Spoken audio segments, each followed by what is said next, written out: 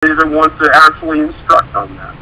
So I'm in court doing this right now, and I'm going to open up about 4 more cases because I can't rely on just one judge. And then I'm going to see if I can do it.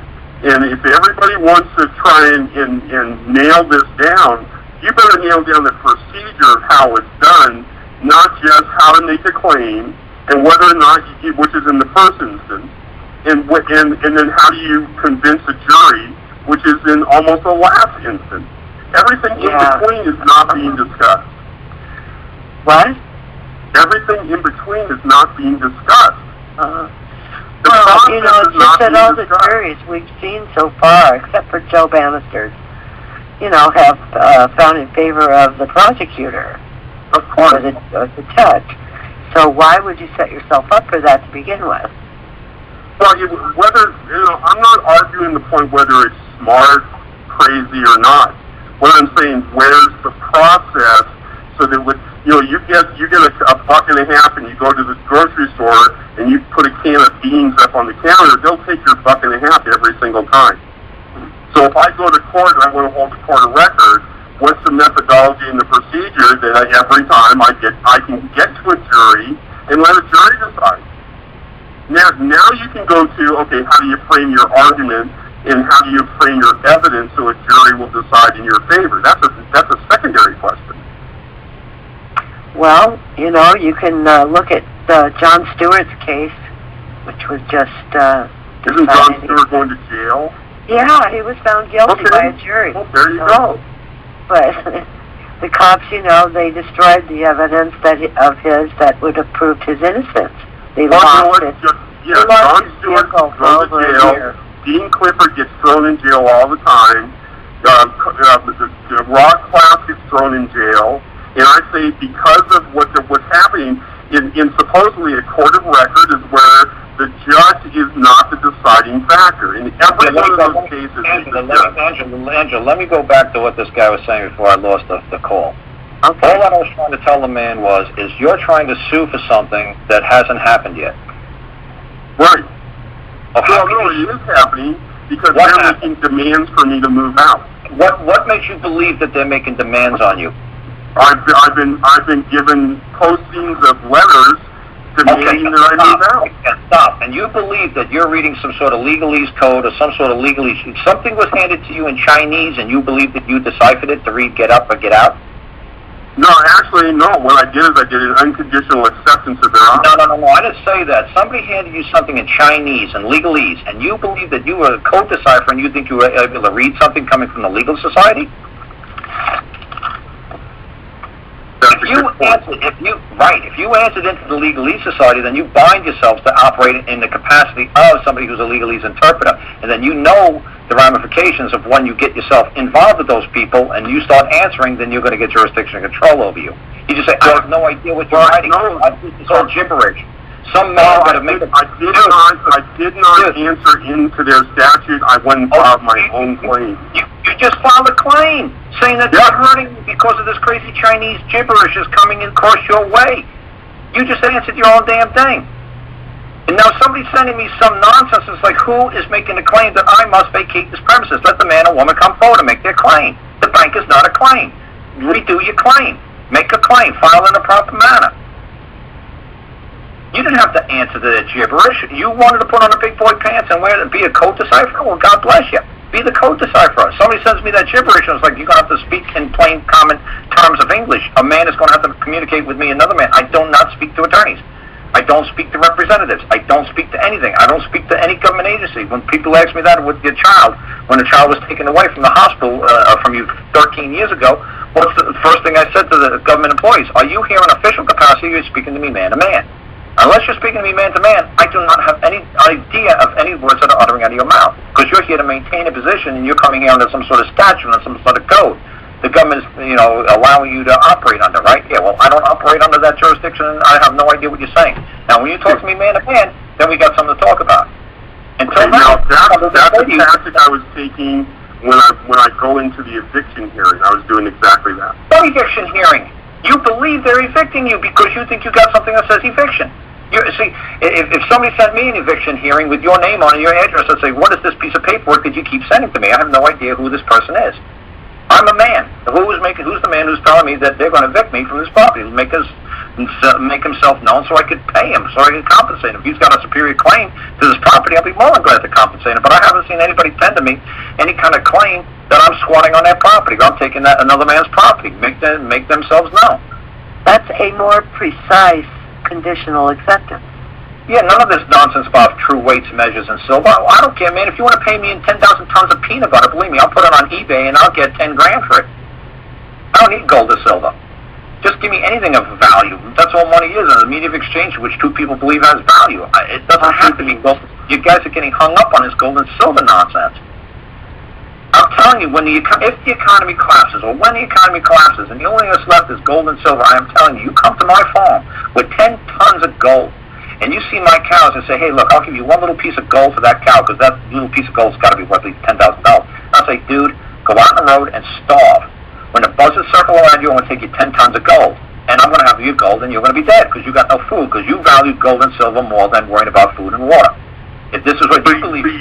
you would tell the eviction court I want to tell the eviction court that there is no man or woman making claims. No. They don't have jurisdiction control on me. You're answering to the teaspoon, like I did to the guy in the diner the other day. I picked up the spoon. I said, the IRS told him this. I said, dude, the eviction board is not... What eviction board? You mean a man named Bob, who's running the eviction hearing, is telling me to leave. Say, Bob, are you trying to tell me what I can and cannot do? Well, no, I'm not telling you. The eviction board is telling you. Okay, where's this eviction board going to appear? I'm waiting for it to appear. I'm waiting for the IRS to appear. I'm waiting for the United States of America to appear. Move your claim. I'm waiting for it to appear. I stand there at the door of my shelter. You don't stand anywhere. You write it to them. You say, hey, look, if anybody comes and interferes with my right to exist, then I'm going to make a claim against you. Give them fair warning. But you don't say you're hurting my feelings by sending me letters. Well, then what? You think if somebody sent me 10,000 pounds of Chinese, whatever, I'd say, oh my God, I'm going to sue them because they're scaring me. Oh, look at all this legalese I'm getting. If someone threatened to take away your farm, you wouldn't do anything proactive. In writing? What? Some lawyer sends it to me? Whoop-de-doo. Yeah. What if the Pope sends it to me? Whoop-de-doo. Dude, until they commit the crime, I can't sue him. He didn't do anything wrong to me yet. He didn't touch me, he didn't trespass on my property. He sent me a letter. Oh, boo-hoo, my feelings are hurt. Okay. All right, well, I'll send him another letter saying that if there's a man making a claim, then that man needs to come forward. That'd be a good start. If some man is making a claim that I'm taking possession of his wrongful or naked possession of his home, I'll be more than glad to turn it over with him or share it with him or compensate him for the wrong. But until he's dead, I have no idea who I'm doing wrong. Let the person make themselves known. Okay. Don't worry about all this gold and silver and equitable rates, and we got to get them to understand the cost. Who cares about any of that crap? Well, okay. Now that's a good tactic to take. Now, when you've done that, and now they've actually come in and they've taken let's say supposedly they're going to take the property, because they're going to tell the sheriff that they have highest title and that they have process, and the sheriff's going to come out. And he's going to order me to leave, and I know what you say about ordering. You give him a bill. Great. Hopefully, you better believe if somebody went to court and they got some eviction order on me, I say, good, I know that's all bonded, right? I know you got a bond attached to that order. Right. Right, give me the bond. So whatever, if he gives you a bond that's worth $1 million, let him keep the freaking house, keep the bond. And I'm all for that. Yeah, cash it in. That's what I told the cop, and this is what happened to me back in 2007 when they tried to come to my sister's home, and I just happened to be standing there. I said, I hope it's bonded. They said, oh, well, we could go back and get a bond. That's great. And then when you walk in that house, I'm telling you, you're going to break my $1 million Ming vase, and I'm going to keep your bond. Right. And you said, oh, you got $1 million Ming vase in there? I said, I'll find one on eBay that's broken for 2 cents, and I'll make a claim that you broke my $1 million vase. So really, you never get to court. No, they're not crazy enough, because when I want to try to do, everything's in writing. There's no reason to ever take anybody to court because they know what you're doing. Well, that's what Bill Thorne is saying, that the actual court of record is all in writing. Okay, Bill doesn't have an effing clue what he's talking about. I'm going to break your little heart right now, because the only way you can create a record is when it's all uttered by the by the word. Viva voce. So how do you get in front of the magistrate and exert your authority in a court of record when you're in front of a judge/magistrate? When you're all you have to do is you're creating you create the file by putting the paperwork before the court. Right. The paperwork doesn't become a record until it's uttered in open court. So somebody speaks and testifies to it and gives the other side to speak now, forever hold their peace. If they speak now, forever hold their peace, well then, there you go. If they refuse to speak, then there's the record. And nobody challenged the record. But the judge wants to keep you in statute and not allow that. That's ridiculous. Watch a Judge Judy show. Every single episode for the last 17 years from that lady has not been in statute. Every single one ever show she's done has always been in common law. She's never relied upon any stupid statute. So don't tell me judges all hold everybody in statute. That's not true. Watch 10,000 episodes of all these Judge Millions and Judge Judy shows and Judge Wapner shows. It's all common law.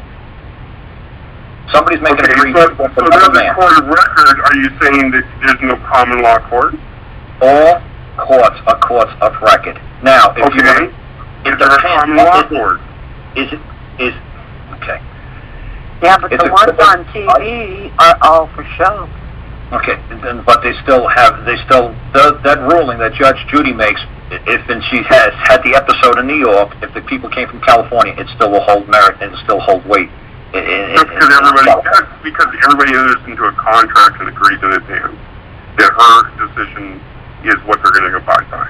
Well, every court in this country, I don't care what court you have the ruling in, it's going to hold weight. Now, I don't care if you go to a court in North Dakota with 3 people that live in it. If you get a ruling by that court, it's going to be observed by every other court in the nation as true.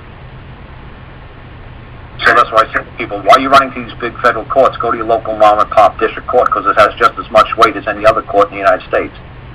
You don't got to go for these big old iron, the big old pillars with the wood, the cherry wood, benches. Just go to local mom and pop courthouse somewhere. Get a ruling. It's not going. It's going to be staying true no matter where you go. There's the full faith and credit clause.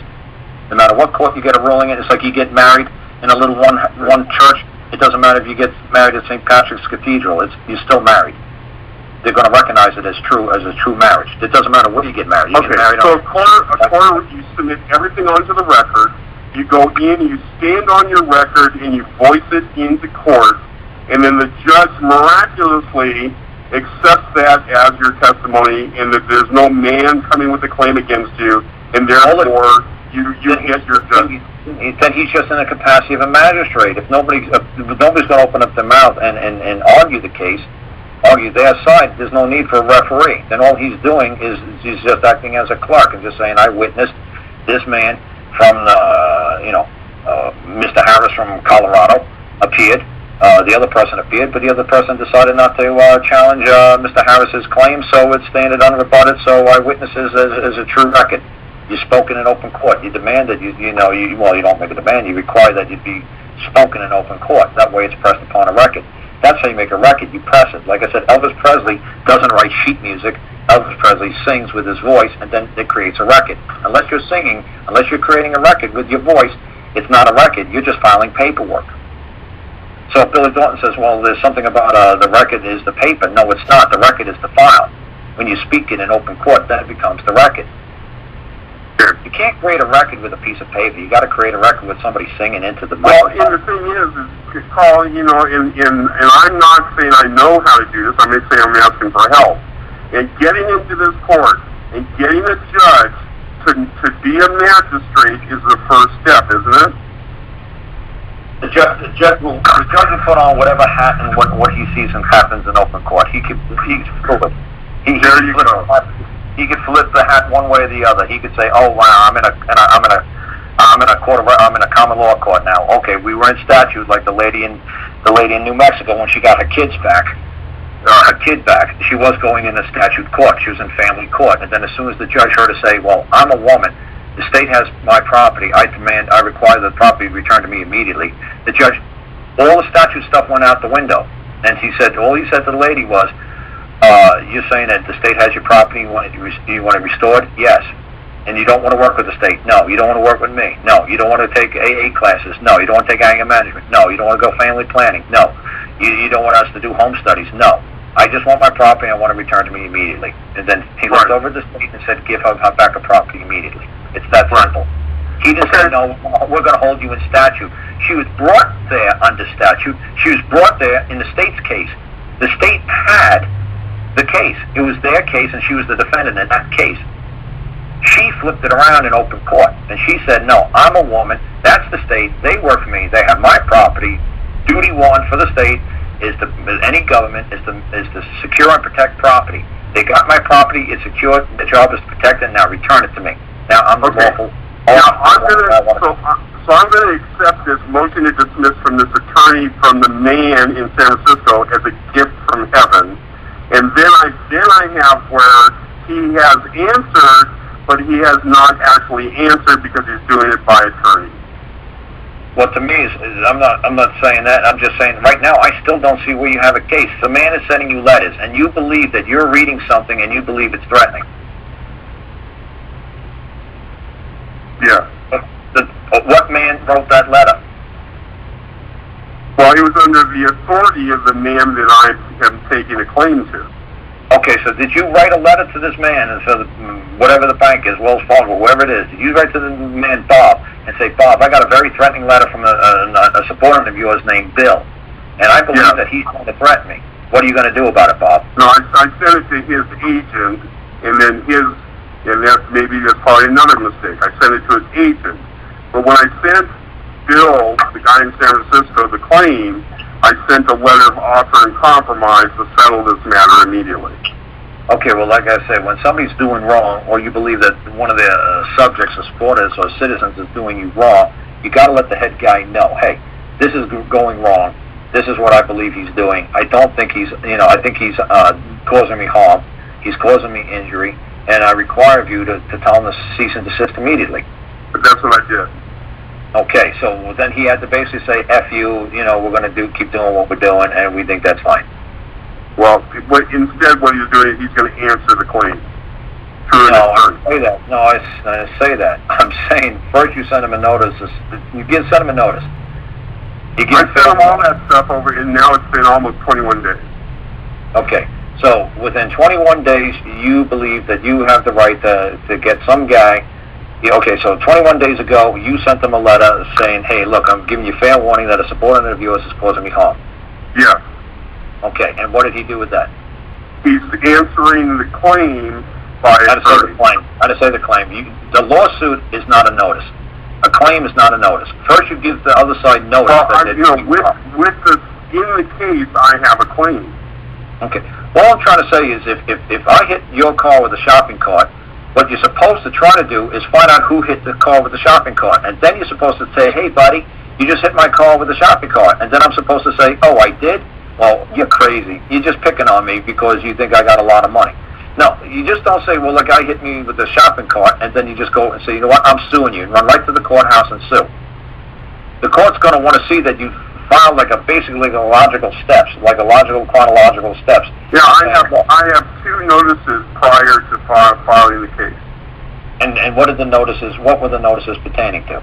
The notice number 1 that I have highest title and I am not an occupant or a resident, but I'm taking shelter, and that was the first letter. And the second letter is they offered to pay me to get out, and I accepted that unconditionally. Okay. And then they dishonored their offer. Okay, so how do you believe that they said they'd pay you? Well, they said that they would pay me in an amount sum that they did not specify, so I specified it in my letter. Oh, okay, so you believe that they would pay you because they said they would pay you, but they didn't put a dollar number down? No, they didn't put a specificity as to the form of payment. They said they pay me, let's say they pay me $5,000, they didn't tell me $5,000 what. So I told them what I wanted the $5,000 to represent. You wanted it in silver? I wanted it in gold and silver, yeah, which is lawful money in the state. So there was some reason why you couldn't take $5,000 and go buy yourself your own gold and silver? Yes, because you cannot take 5,000 Federal Reserve notes and go buy my own. So I said, what I want you to do is I want you to give me enough of those notes so that I can go buy my own gold and silver. Okay, so you're trying to tell me if you send me $5,000 in the mail right now, I can't go down to my local pawn shop and buy... You can't go down and buy $5,000 of gold and silver face value. No, you cannot. And you know it, and I know it. Well, who's this producer of these dollars in silver and gold that you know of? What face value? You know what? It's not my law. It's their law for them. They're supposed to have lawful money. Okay, so you're saying that they're in violation of their constitution? Absolutely. It's not your. It's got nothing to do with me. Okay, so if you and I have if I have a contract with my neighbor next door, and I'm in violation of if I'm in violation of that contract, what does that have to do with you? Not a darn thing. So then, what does it matter that they're in violation of their constitution? It's not your constitution, not your contract. So it doesn't matter. Because them being in violation of their compact is in violation of their charter, and they were chartered under the authority of the state, which was under the authority of man people, and now they're harming the people, man, and I'm a man. Okay, so you're trying to say that there's a man in China and they could go after the United States for suing the United States? No, I'm on the land right here. And I'm taking shelter right here. And you believe the United States is Colorado, and you just don't believe it's Columbia? I don't care if it's the United States. I know that this is a piece of land that I am on, and my Creator gave me title. Okay, but I thought the United States government only occupied the District of Columbia and military bases. So that's why I don't care about United States. I don't care about Colorado. I don't care about any of that. But that's their constitution. They have to care about it because they're liable. They're liable within their district of Washington, D.C. to operate under gold. They're liable in their terms, conditions of being a person. They're liable, and I'm holding them to their liability. So you're saying a private company won't pay you in gold or silver? Like, I'm a private guy, I won't pay you in gold and silver. So you're saying I'm in breach of the Constitution? If we have a contract in gold and silver, you're going to give me gold and silver because that's our agreement. So you tell me that bank has a contract with somebody to pay them in gold and silver? That bank has a contract with the state to follow all the rules, regulations, and policies of the state, doesn't it? No, I don't know. I didn't read it. Yes, I didn't read it. Okay, so you've got a copy of it, and it says that if you're going to operate as a business in this state, like if I'm going to open up my own ice cream parlor, I have to pay everybody in silver and gold. If you're licensed in this state and you're doing business in this state, and you are you're beholding to the state compacts and their instrumentalities, yeah, you do. So if I set up a lemonade stand and I charge people 5 cents a glass, you tell me I got to pay them in gold and silver? If someone demands it and you don't give it, are you in violation of the rules, regulations, and policies? And the answer is yes. No, I'm not, because I'm not bound to it, because I never signed on to it. I'm just a guy. Okay. If someone doesn't demand it, that's one thing. And if you say that you are not bound to it, that's number two. These guys say that they're bound to these laws. So you're trying to tell me that they're in compliance. So you're trying to tell me a corporation... we need to wrap this up, guys. Angela, you're wonderful. Thank you so much. Karl, I would love to continue sometime. Yeah, but all I'm trying to say is with a corporation. Are you trying to say that a corporation has to do business with you, or they can deny you business? They just don't want your business. They say, look, you're crazy. Okay, Karl, and then I'll go. The corporation that's licensed by the state, they are demanded to adhere to all the state rules, regulations, and policies. Okay, so since you're so up on Colorado rules and laws and policies and constitution, can you show me, can you post where a corporation must pay in gold and silver to their customers? Because that's the lesson I think I got distracted by the chat. Hey, Angela, thanks so much. Karl, thank you, and I appreciate you. Love you all. Go ahead. We need you to post that for us, man, because that's about the most asinine shit I've ever heard. No, it's not going to be charted anywhere. I'd love to see any state that says, well, upon demand, upon your customer, if we give you, if I walk into Walmart and I hand a lady in Walmart a gold peso from Mexico, which is worth about $80, that somehow she's got to go and fetch gold and silver to pay me in change. They'd say, I'm telling you, if you take it to a trial by jury, the jury will think you're a bunch of nuts. They'll say, get the hell out of here, that's not the way we roll here. Now, if you could actually find the law that exists somewhere in Colorado that says, no, upon demand, when a customer brings in gold and silver must be tendered as change. Then you better bring it before the judge, because the jury's just going to say, that's about the most ridiculous nonsense we ever heard. Okay, but I think he specified in his response to them that he would take X amount of dollars in gold and silver. And they just said, we don't have it. You can't get something from me that I don't have. I don't think they responded back yet or something. Well, what I'm saying is they just tell them, like, look, it's like he could say, I want $5,000 of unicorn diamonds. You know, like, what the hell's a unicorn diamond? What the hell is this gold and silver? What's this nonsense he's talking about? We don't operate in gold and silver. We operate in but then they can come back with a counteroffer and say, we won't pay you with gold and silver, but we'll pay you with this. What I don't understand is why they even talking to this. What I don't understand is why they even talking to this guy at all. They haven't done anything wrong yet to this guy. What have they done wrong? They just said, look, you know, the property, the other guy who used to own this house, Sam, didn't pay the bank. Sam abandoned the property. You're still occupying it? That's lovely. That's wonderful. Hey, you know what?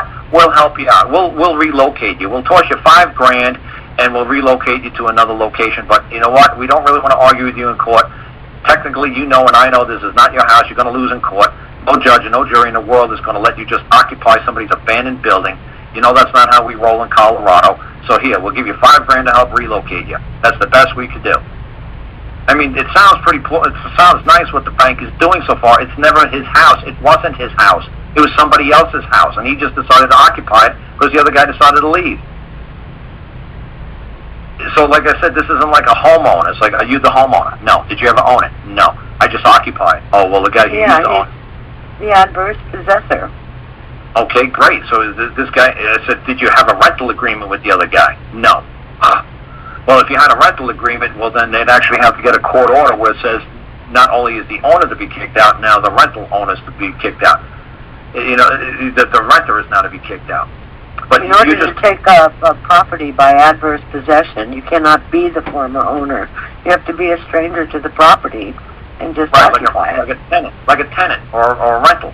No, you just occupy it. If you were an illegal alien and you went into a vacant house up there in Riverside here, where there are a lot of them, and you take up stakes, man. You start doing improvements on the property. They're going to have a hell of a time getting you out. It's called adverse possession. Yeah, well, that's homesteading in California, and I know homesteading in California is pretty. They allow that. But what I'm trying to say is, other places don't allow homesteading. Other people, no, it's not really homesteading. Well, it's a combination of homesteading, but it's taking over a property by adverse possession. It belonged to someone else. They got foreclosed on. Now the bank owns it, or whoever. And did the foreclosure. And you go in and nobody actually owns it because they aren't allowed to own property, I guess, or whatever the deal is. Let's just say nobody. Say no bank claims it. Say nobody claims it. No man, no woman, no bank, no mortgage company comes and claims the abandoned home. They just don't want to be held liable for the filth, or mowing it, or maintaining it, or paying the county property taxes, which is probably astronomical. So now somebody has this adverse possession of the house. Great, lovely. If I was the county, I'd want everybody to take possession of abandoned buildings because now we're going to charge them county property taxes. Who are we going to send the county property tax to?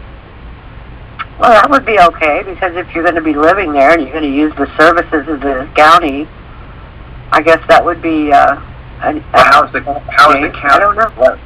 Right, that's what I'm saying. How is the county? The county's going to knock on the door and say, hey, you know what? We've been providing services, water and electric and power to this building. Who's going to pay the bills? And we're going to shut it off. Okay, and then we're going to shut this off, and now they're going to say, well, you're occupying a house with no water, no lights, and no... yeah, but they can always bring in solar and dig a well, you know. Well, that's what the gang in Chicago tried to do. He said, you know, his house was foreclosed on. So he had no power, no water, no sewage coming into the place. So the city of Chicago, Cook County, charged him $1,000 a day. So the last I heard, he was up to $400,000 in fines because it was 400 days. Now, obviously, they're not going to be able to collect blood from a stone. The county, they're not going to be able to. But the county doesn't. I mean, here in L.A. County, we have the DWP, which we pay separately. It's not like we're, you know, a tax bill. It's a utility bill. But what I'm saying You is, pay for trash pickup, and if Right. a house catches on fire, the fire department and the police department will show up if you call them, you know, and stuff like that. what I'm trying to say is, if the way he lives in Chicago, if I had a next door neighbor, he had no lights, no running water, no sewage. He's running a generator 24 hours a day, 7 days a week. Do you really want to live next to some guy who's got no running water, no sewage, and you know he's pooping and you know he's peeing somewhere, and you know he's got a generator going 24 hours, 7 days a week, and you know this thing is beyond annoying? How long do you want to put up with this? You're going to beg the county, get this bum the hell out of here, because he's driving everybody in the neighborhood nuts. Well, but what if he doesn't have a generator? What if he decides to put up solar panels? And, Okay. you know... Okay, that's what I'm saying. Then first, if somebody, you said it's like a homeless person and they're moving into and squatting into a shelter like this guy, he didn't say that, you know, he's got running water. He didn't say that he's paying the bills. He didn't say he's got lights.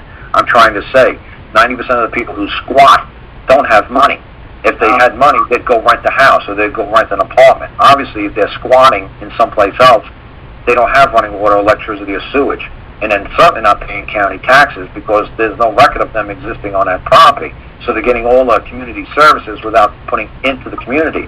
So like I said, this is always a delicate balance between when these people become a nuisance and a blight on your neighborhood, or when you just say, hey, let's do the good Christian thing and we'll let all our property values go down so all these Mexican squatters can come in. Now, would you want to live in that kind of neighborhood, or do you want to try to keep up standards so your house value don't go down? Yeah, You know, do you want to do, right? It's a delicate balance. Like I said, I don't know who this guy's neighbors are. I don't know if he got the most beautiful But he house. might be on a property that's 20 miles away from any neighbors. You know, maybe nobody can see him. Who knows? All right. Or he lives on a property that's worth $1.2 million, and they could sell it at auction the next day. Maybe this guy's got grass growing a foot tall because he can't afford a lawnmower, and he's an agrarian or whatever they call these guys who hug trees all day. Maybe he doesn't want to mow the lawn because the butterflies will be killed. I mean, I don't know what this guy's got going on over there. I don't know if he takes his own poop and puts it on the front lawn because it's a great source of fertilizer. Okay. And all right. You know what? Maybe he's got a garden growing in the front of his house. Maybe he's got tomatoes and corn. You know, where his front lawn. That's enough. It's getting old. Right. It could get silly. I don't know what this neighbors are up against. I don't know what these people are doing. They're really telling us their side of the story. All right. So listen to me. What if you have IRS issues?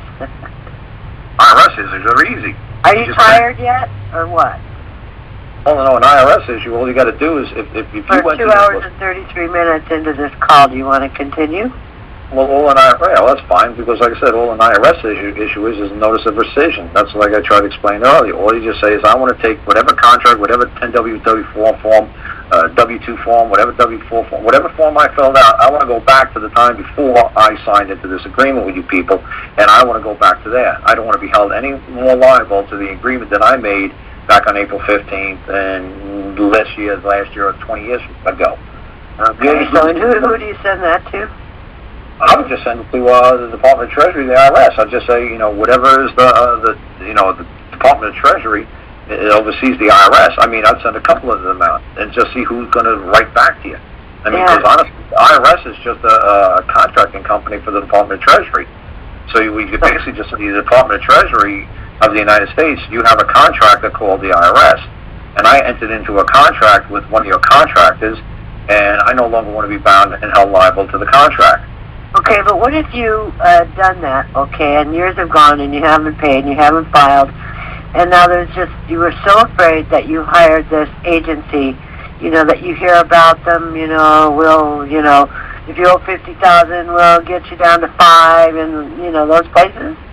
What if you go ahead and hire one of those places and you're paying them through the nose every month? Life change. Do you want to come on the call and ask your questions? You just had to do it yourself. You just had to do it yourself. You just had to write a letter to them. All you had to say is, you know, my best under my word. I give you, you know, my word. In good faith and under best effort, the best I could do was pay $15 a month until I could catch up on the debt. But I no longer want to contract with you. So thank you that maybe we entered into an agreement back on April 15th.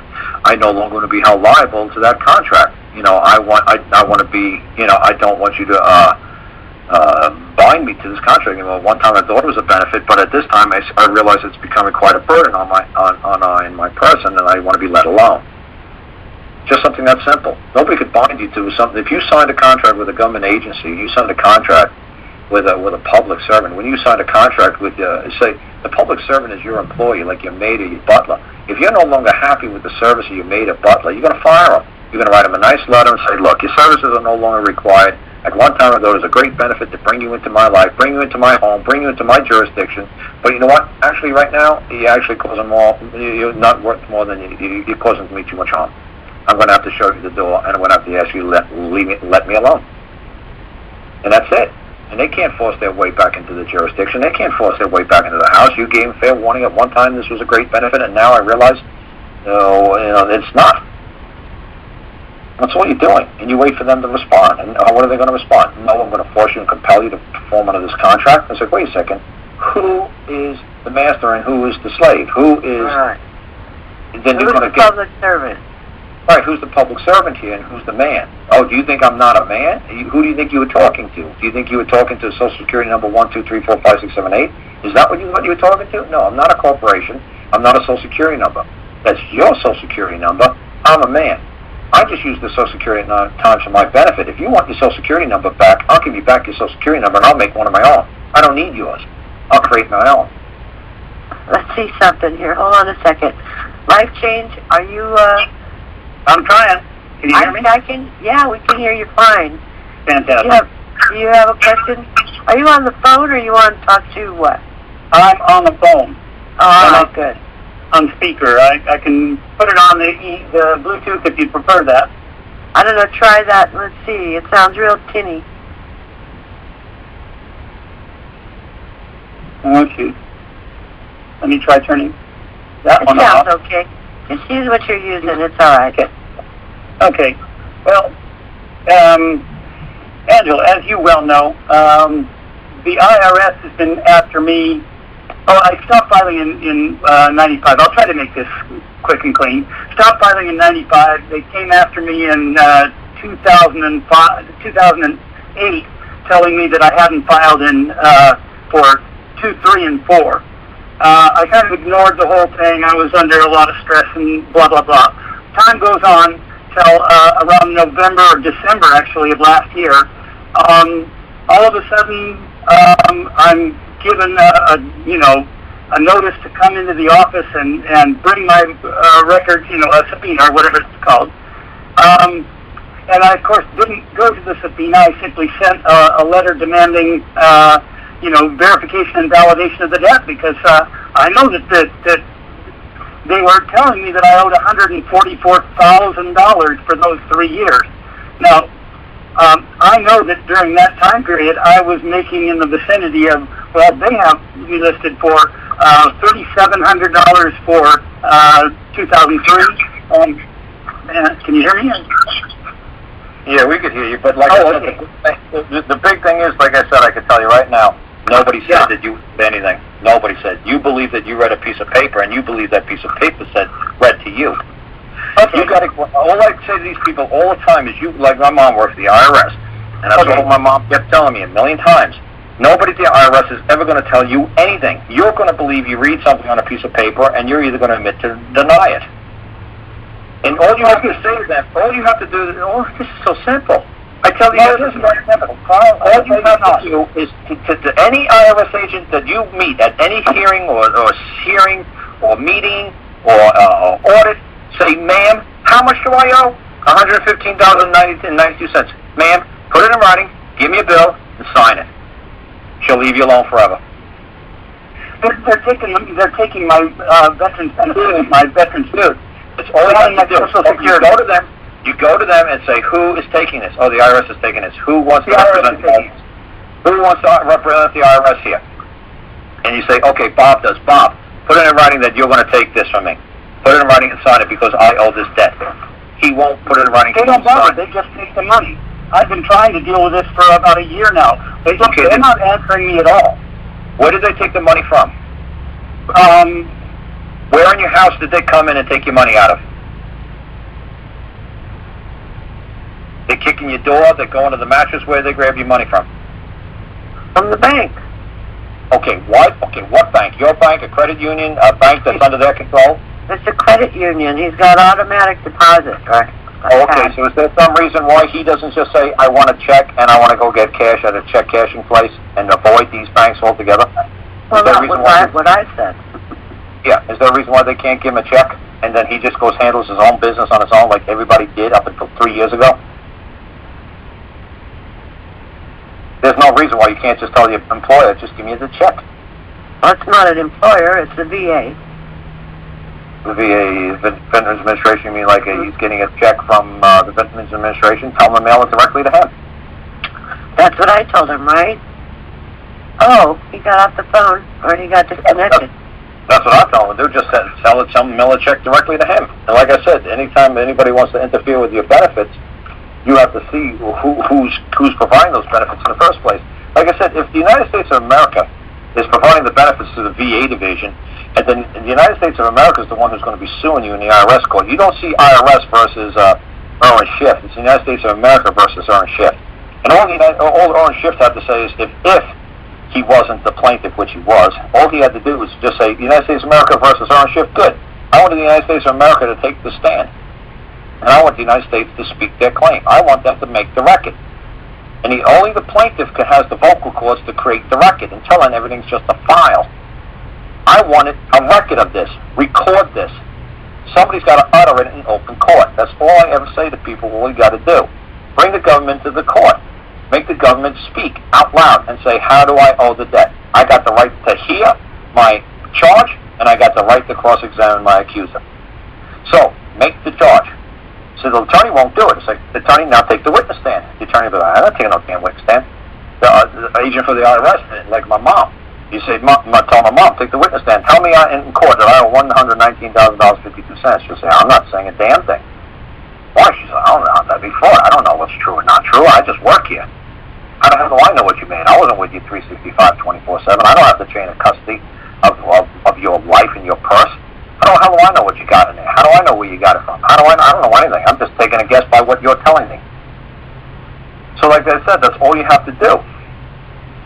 You move them into court and say, move your case against me. Prove that I owe you anything. Prove I owe the United States. Prove I owe Sears. Prove I owe Macy's. Prove I owe Visa. Prove anything. Prove it.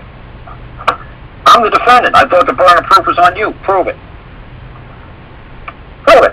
Somebody take the stand and prove it. Well, look at all this paper. Who created that paper? I don't know. Are you going to testify to any of that? Like I said, thank God my mom worked for the IRS.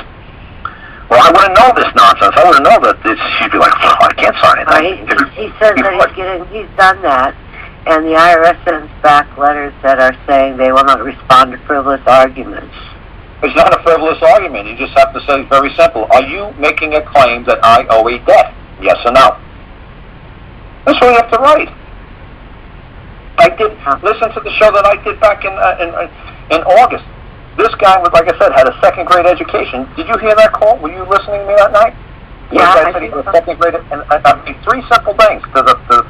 And what's funny is he followed it up a month later, and he said the state of Indiana did not appear in court for his child support case. I said, when in God's name have you ever heard the state not appear in a child support case against a guy with a second grade education without an attorney? They didn't appear. They just said, forget it. Just let it drop. We're not going to prosecute this guy for failing to pay child support. They were going to give him 5 years in jail because he didn't pay. That's how Indiana rolls. His friend just came out of jail for 4.5 years because he didn't pay for 4.5 years. He didn't pay for 5. He said, I'm going to be gone for 5 years. Bye-bye, boys. And then he said to me, hey, what can I do? I said, tell him the best you could do is $30, $1 a day. And then just say, if anybody wants to dispute that that's the best he can do, let him take the witness stand and let them make their claim that I owe a debt to anybody or anything. And the prosecutor's like, when he got the letter, the judge just like, oh boy, this is good. I haven't seen something like this in 20 years. That's right, because all I'm doing is saying the state of Indiana is going to have to take the witness stand, and you, prosecutor, if you're saying I owe a debt to the state of Indiana, you're going to have to take the witness stand, and you're going to have to press the claim. And you're going to be held liable, and you better hope that you're dead on. Because if you're not dead on, whatever you're hoping to me, that's what's going to happen to you. You're going to go to jail for 5 years. So the prosecuting attorney's like, the younger guy asked the older guy, like, you got to answer these 3 questions? And the older guy said, we'll soon find out. So you guys are just doing speculation because you're not writing the letters to the courts, or you're not writing the letters to the prosecutors properly. You're using all this crazy nonsense. Like I read the first letter the first thing I opened up the call with tonight was this letter that the guy said, "Finally, Karl, I'm getting yours very truly yours from the secretary. This is from Quebec." And then the other guy was from Indiana, and the other guy was from Illinois, saying, "Karl, if you could hold these people, if you write them a letter, talking man to man, they will answer you as a man. And then they will show you that, yes, you got me. I work for you. You're right. I do. You got me. You caught me. Finally. We finally got a man." That's basically what the judge was saying. We got this guy in Indiana. He has a second-grade education. Half his, nobody knows who he is. Half his teeth are missing from the side of his face. This guy's like 5 foot tall. He's got red hair. He's got a second-grade education. He's a little tiny man.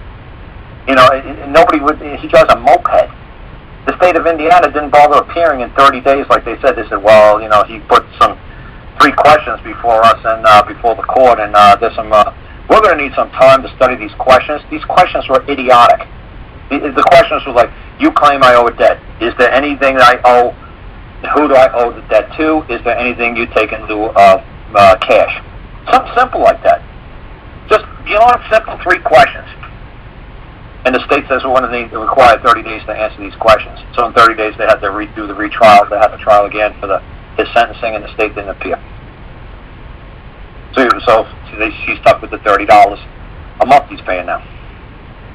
And I told him, I said, don't just pay the $30. I said, pay $30 and then send another check out for $1.04 or $1.07 or $3.17 because you're acting under your best effort in good faith.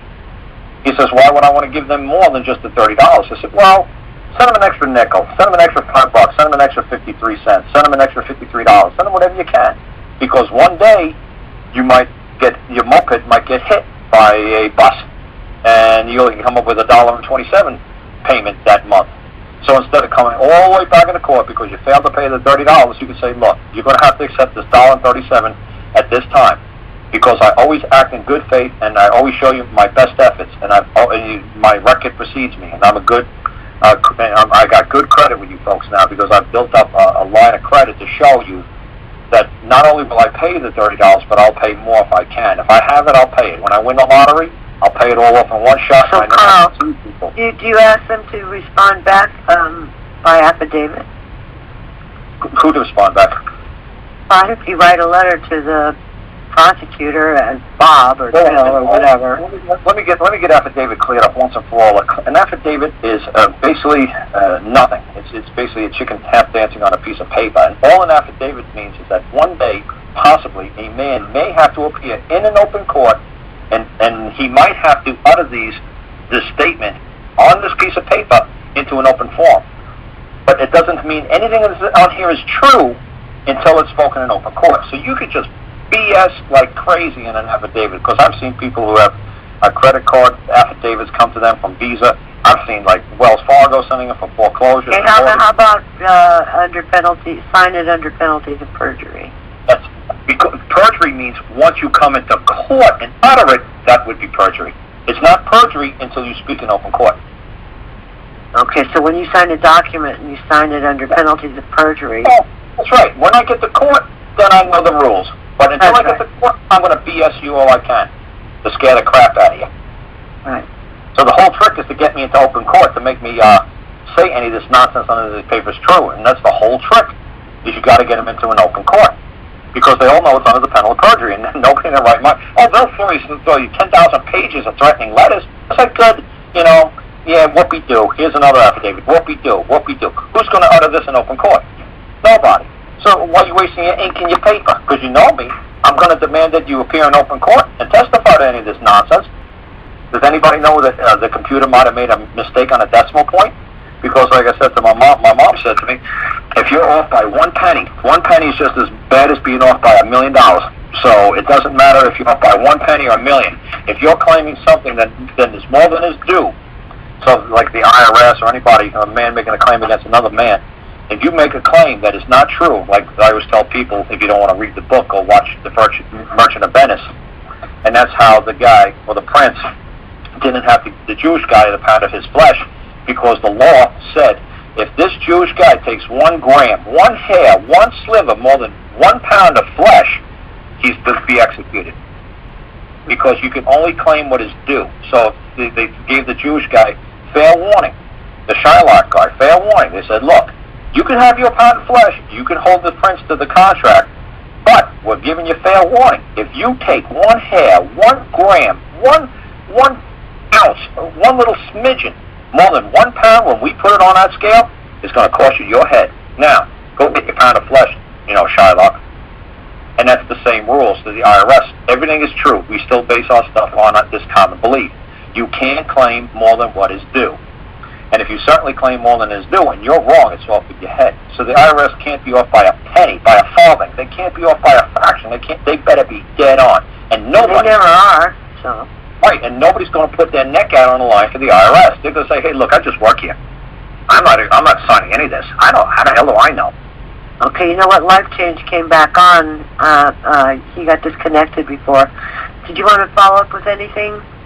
Well, I'm really not sure that it's going to go anywhere because I'm not quite understanding what Karl would suggest me doing. I've not directly dealt with the IRS agent other than sending him that demand for verification and validation of the debt, and he sent back the letter. You don't send anything to an agent. You send it. Look, it's already been done. Let's not talk about what shouldn't have happened. Let's talk about what I'm saying is. What I'm saying is, at this point, from this point forward, any communication you make, you must send it to a man. You must send it to a woman. It said, I, a man, whatever your name is, Bob. Okay. Believe that you, Susie, who acts as an IRS agent, is making a claim that I owe a debt to the IRS. That's all you got to say. That's the whole entire letter right there. And Susie is going to say, I'm not claiming anything. I'm not saying you owe anything to anybody. I said, well, then who is? Well, the IRS is saying it. Oh, good. So the IRS is going to appear in open court and testify to that? I can't even get them to tell me what I supposedly made in 2002. They said, well, you can't find those numbers, but you still have to pay. That's right, because they can't tell you, because nobody in their right mind could possibly, like told you what my mom said, nobody in the IRS could ever make a claim that you owe a debt to anybody. You have to confess. They're waiting for you to confess. They're not waiting. They just take my money. They just take my Social Security. Okay, now I have not agreed to that at all. I have never agreed to it. Okay, so everybody knows the Social Security is just a subcontractor for the IRS. Okay. Okay, so they're taking something that they claim is a government benefit away from you. Correct. Okay, because you don't want to be a member of their little family or their little group, so they're going to punish you. More or less. If I'm not willing to step up and say that I in fact owe this debt, then they're just going to take it from me anyway. They started off with $144,000. They've taken about $8,000, $9,000 from me, and now I owe $88,000. So the numbers are just being pulled out of their ass somehow. Yeah, okay, because if you actually want to go back and look at any of these IRS cases against Social Security, it goes way back to 1964. The United States Supreme Court ruled many times that the United States government, the United States Supreme Court, has no control over what the IRS or the Social Security agencies do. They are not under the control of the courts. They're not under the control of the United States government. They're independent. Okay. Karl, we're losing you, honey. Karl? Yeah, I can hear you, right? I can't hear you. I can barely hear you. Oh, okay, yeah. Oh, wait, maybe it's my volume. Yeah, I hear you, okay. Yeah, I hear you, okay. It's my volume button. I must have been leaning on it. Sorry. Okay, that's go ahead. Yeah, but what I'm trying to say is, it's like saying State Farm doesn't want to pay on a claim because they say that you owe the other Geico, which is an umbrella company of theirs, money. So it's within the same division. It's within the same corporation. So if they're smart, the government did that. The government said, okay, we'll let the IRS be in control of the VA. We'll let them also be in control. They do Obamacare now. You know that. Everybody who does all the accounting, it goes to the IRS. The IRS is the contractor for Obamacare. So obviously, if you don't pay your taxes, they're going to say, well, maybe we're not going to give you a hip replacement until you start paying your taxes, until you start paying for Obamacare, paying your fair share. I never made the money in the first place. So how can there be a tax on money that was never made? If I might interrupt you, you're going to have to go. You're going to have to. Then you're going to have to petition them. You're going to have to be the plaintiff, and they're going to have to be the defendant, and you're going to have to go into their. In what court? Fine. In what court? Tax court? Their court. Their tax court. What is it? Tax court? Okay. That's at least I'm getting somewhere here. You're going to have to go into their court under their rules. You're going before the Queen of Hearts, and you're going to have to try to tell the Queen of Hearts she's playing croquet, in a wrong way, that you're supposed to be playing it this way. I don't know how in the world you're going to possibly convince those people that they're doing you wrong in their court. They're going to back each other up to the hilt. But then what am I supposed to do here, Karl? Just accept the fact that they're going to take my Social Security and my they want my disability money too. It's not yours. How is it yours? Hey, fellas, if I might interrupt here. So when they sent him a notice of lien or levy, they quoted Title 26, Section 6331, and it starts with paragraph B on the back of the notice. To read paragraph A and send them paragraph A. Send it to the Social Security Department, send it to the Department of the VA, and send it to the Internal Revenue Service.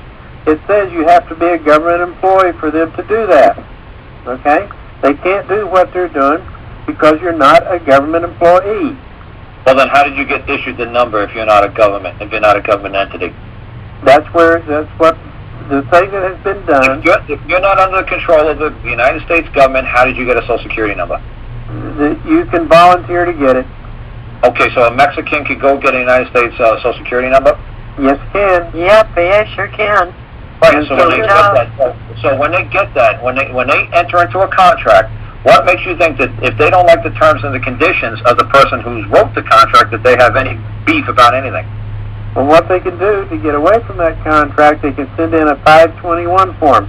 Okay, so they're no longer have a Social Security number. How are they going to claim benefits then when they're no longer part of the group? Well, that's true. But that's right. He's not going to get any. He's not going to get any. Let's go back to the tax. Nobody told him he had to put into Social Security, did they? Let's go back to the tax thing. Nobody told him. Okay, wait a minute. Now, nobody can hear anything when there's two people talking at one time. Let me finish. So, gentlemen, please, one at a time. What he's got to do is put in a letter stating he's not a government employee and they cannot take his funds under Section 6331 unless they meet Paragraph A. Paragraph A, you've got to be an officer of government or a government employee. Now, they will stop taking the money. Also, okay. You asked them the question, they have on their paper Department of Treasury. Which Department of Treasury do they represent? That of Puerto Rico or that of the United States? They won't answer that question. Okay, very simple thing that me to ask you is, when has this ever worked for anybody? It's worked for my sister. Thank you. Okay, it worked for your sister. Okay, and you could show us some sort of proof of these letters and put it on Interest website so everybody can just follow along. Well, they can drill their own letter, but it hasn't worked. No, this is not how we work here. When I show people the letters, I've given them to Angela. Angela puts them on her website, and people can verify that what I'm saying is true. They'll call me a fraudster. Well, I'm just stating that it's true, and they have. I know a lot of people that have done that, and it didn't mean squat. They still kept taking their money. You can't argue their code with them. You can't. Right. They don't abide by it. Look at Erwin Schiff. He was the best code decipher this world has ever seen. There'll never be another Erwin Schiff, God bless him. He's a great man. You can't beat him in their own game. Right, but you can't beat them at their own game. It's their code. The word you said the word unless. The word unless is like if. It's their loophole. They put the word unless they can prove that you're a federal employee. Okay, or whatever it was, the other stuff. I was just looking for a key word like if or unless, and you said unless. They can't take you unless. You have to tell them what to do. You can't ask them. What I'm saying is you're talking to a spoon. You're talking to an inanimate object.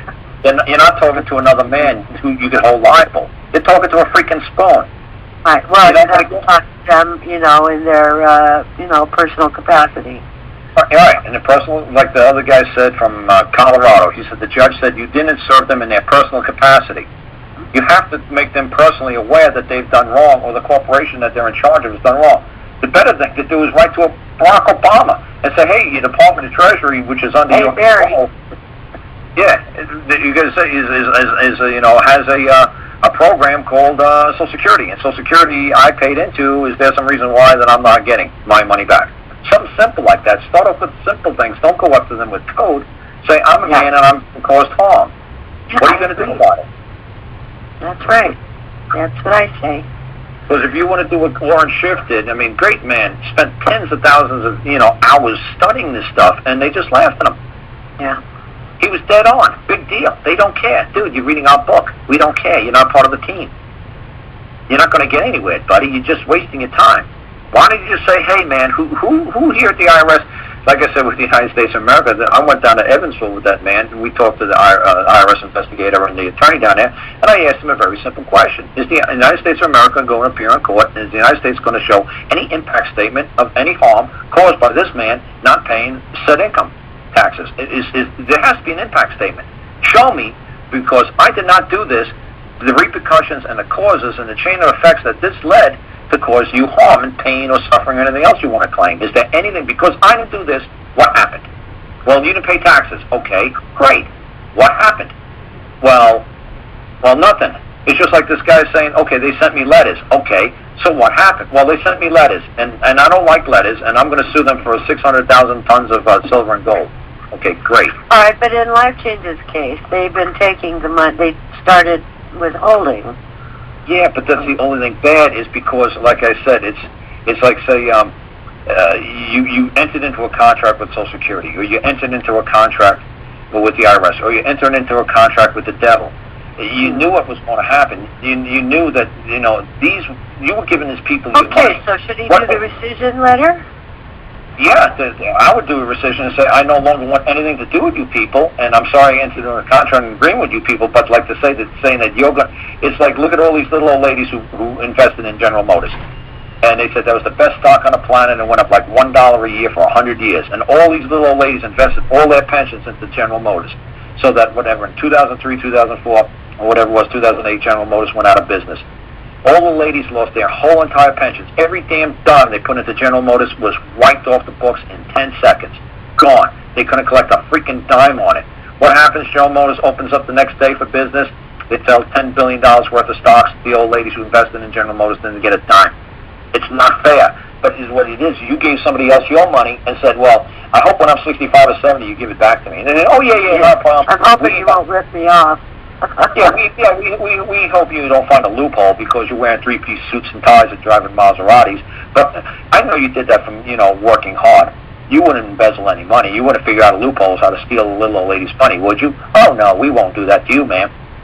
We won't do that to Vietnam vets. We won't do that. You're good guys, people. Trust us. Give us your money, and we'll invest it wisely. And then when you get that age and you realize, oh, my God, it's all gone, what do they do? They're going to make so many loopholes. Let me ask you this. Who does he write the rescission letter to? At what point? Like, if you got to find out who the agent is in their personal capacity. Well, if somebody's sending you something from the IRS, and you're not getting a communication from the IRS, obviously you're going to go to the Department of Treasury, because just look for the name on a dollar bill and find out who's the head of the Department of Treasury, and said, hey. Oh, there you go. Yeah. Both of them? No, just the Department of Treasury, the person in charge of the Department of Treasury, and just say, hey, you got a contracting agency called the IRS. They're making a claim I owe a debt to the United States. Is this true? Something simple like that. Just all like that. I love that simplicity. That is just so cool. Yeah, and then and then what? You've got 21 days to respond, or what? Or do you just? Like I said, every person that we've sent this to, every man that we've sent this to, a woman, and that, as they said, we've got your letter today. We're responding to you today. None of this, and they always say, very truly yours. And it's a pattern now. Quebec said it, Indiana said it, and Illinois said that. I got the letters from all three people with them saying, very truly yours. How do they otherwise respond if it's not very true, or if you address them as a corporate? Yeah, the man said that the one guy said to him, I'll open up the thing again. It says, "We've got your correspondence, and we're going, take it into consideration," or some nonsense like that. I'll actually get what he said 2 answers that he got in the past couple of years. He said, but boy, he said, I sent a letter to the attorney of the government of Quebec. I don't know, he didn't give me too much information on it. I'll put the man on the phone. But he said, very truly yours, quote unquote. And like I said, that's the whole trick, is when you hold them as a man and as your servant, they know what you're doing, and they have, I guarantee, there's a whole, like I said, there's a whole different style in. And so, like I said, it says. There's one from the operations manager, and they signed it, sincerely yours. Right. Well, like I said, what you want to get is like a very truly, well, like yours, yeah, sincerely yours, like I'm yours, right?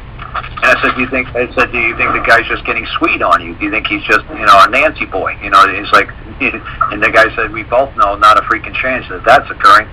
He says, upon further review, he stated that the letter with, I wish to acknowledge your letter of, and then he says, while in the past, then he said, any reply from any government agent, position wrote regarding your correspondence, or we acknowledge receipt of your correspondence. So he said the Secretary of State wrote back, or Quebec says, I wish to acknowledge your letter. So it's like, I wish. See, only man can make a wish. And when he's talking, he's like, he doesn't say we acknowledge receipt of your correspondence. He says, I. So you see what I'm saying? When only a man can say I. Only a man stands in the capacity of an I. He's not speaking in the government official. He says, I wish to acknowledge. Not we acknowledge. I wish to acknowledge. So now there's a communication going on between a man and another man. And this is what you're trying to do. You're trying to get them to strip themselves of their immunity. It's like, you know what? You're causing harm. And like I always say to people, thank God, the easiest one for all of us to understand is the Nuremberg trials, where the German officers and military people said, look, we had this piece of paper. See, this piece of paper says, round up all the Jewish women and children and put a bullet in their head. And then in the trials they said, look, first of all, you're a man, and that's another man, and that's a woman, that's a child. Above all else, regardless of uniforms, we're all naked apes. You don't cause harm to another man. Now, what compelled you to cause harm to another man? I resent that. I'm not a naked ape. What I'm trying to say is, we can strip ourselves down to the basic element, and we're still a man and another man, regardless of what uniform we're wearing. Right. So just because we don't look like you doesn't give you the right to cause me harm. Now, there's certain reasons why you could cause me harm. If you want to preserve your life, if you think it's necessary and proper that this man's standing on my throat, I have to take immediate, direct action. Now, why did you have to kill this woman and baby? Well, eventually they might grow up and they might pick up a gun and they might turn and use it against us. But that's conjecture and speculation. They might not. You can't just kill somebody because you think maybe in the future he might commit a crime against you. He might do you wrong. You can't do that. You have to wait for the wrong before you can carry out a judgment or a sentence on somebody. So they executed all those German soldiers and officers for just rounding up people and shooting them willy-nilly because they had a piece of paper. So they understood that those Nuremberg trials are the best example I could give anybody.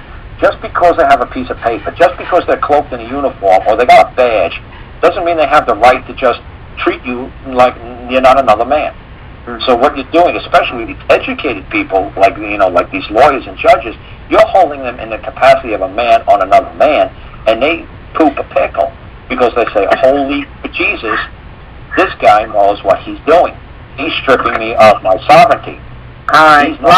Life change, is that enough for you, or do you need I don't know. Am I supposed to be writing this to the actual agent that is enforcing this against me, or am I supposed to try to go over his head and go direct? What I always say to people, it's good if you want to send it to the agent that's doing this, that's originally initiating contact with you, because you actually got their name and you're making contact with them. Put it at the bottom right-hand corner. The CC, do that, boss, find out the supervisor, find out the Department of Treasury guy, find out who's the head of the Department of Treasury, and just do that. Put where they notice that you CC'd this to everybody, and you sent 4 communications out. Not just to them so they could blow you off, but they might shake their pants a little bit and say, holy God, this guy's going to Timothy Geithner. I don't know if Timothy Geithner is still the head of gotcha. He's not, but yeah.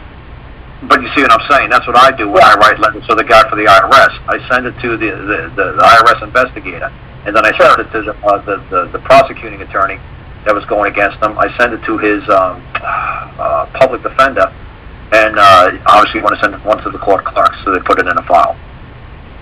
Okay, we got a couple of people waiting in line, so.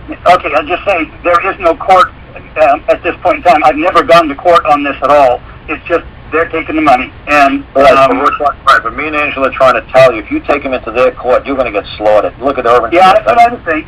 Yeah, I would think so, too. Okay, go on to somebody else. You got to try to settle it. You got to try to settle it with the people, and if you believe that you owe them a debt, which, like I told the other guy, you know, look, we could have went out to the state of Indiana for child support.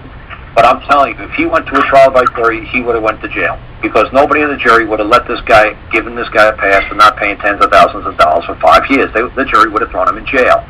Yeah. So I said to them, no, you don't want to take this in front of a jury. You want to take this in front of the man with the black robe. You're going to make him laugh his ass off because you're actually you're prosecuting the prosecutor. You're flipping the table. In this courtroom, the judge is witnessing it, that you took it from a statute code, an Indiana Code 1234, subsection 23, that you must pay child support if ordered.